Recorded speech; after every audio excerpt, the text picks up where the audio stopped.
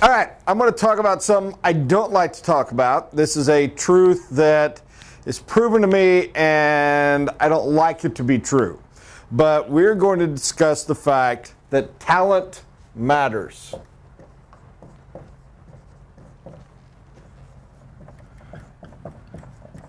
Always run into the problem as you grow a company, as you get it there, as you're flowing and structuring, that you want to come up with systems and regulations and everything to guide stuff.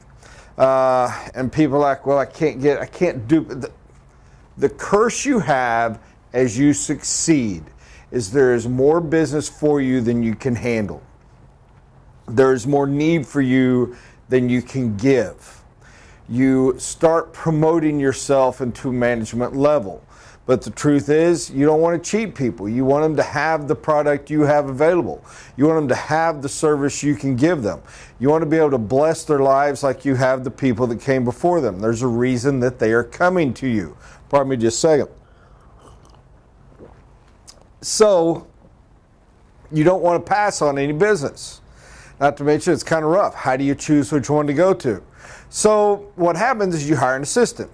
And you hire somebody downstream from there and downstream from there, and you keep going. But you run into a problem. Your quality plummets. And your quality plummets because they're not you.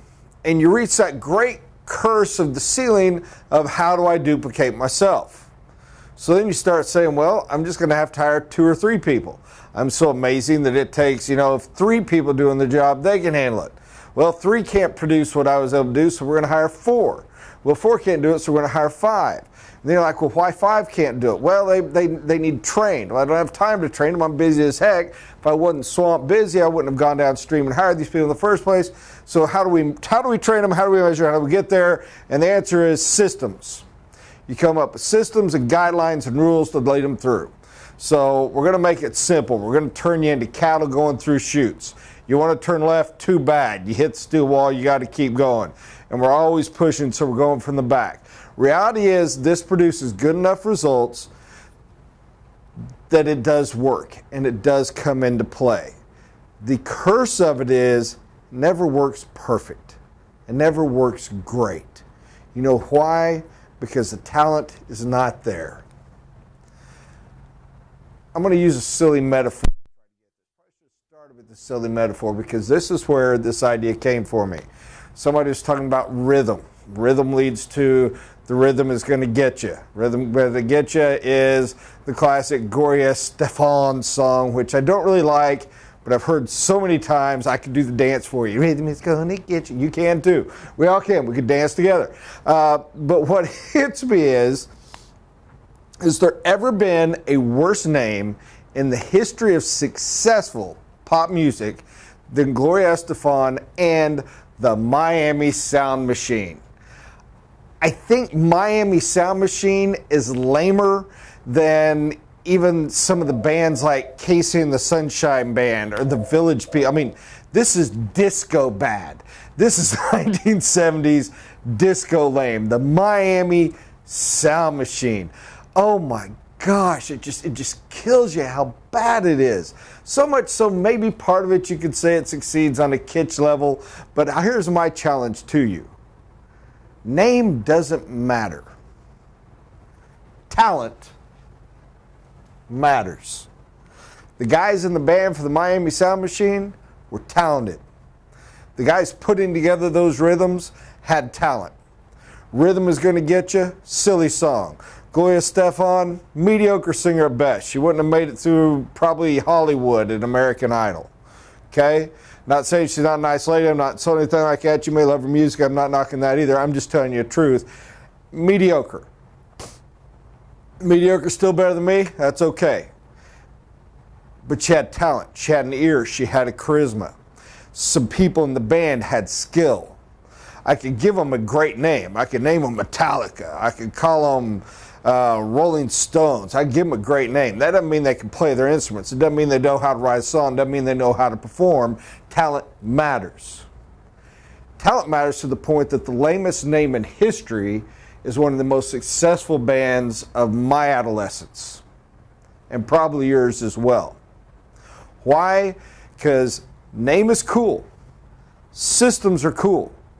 Talent matters. I hate to tell you that, but it does. Now I'm going to make this personal for a minute. If you are not succeeding, if you are not achieving, if you are not getting where you need to be, do you have the talent for what you're doing?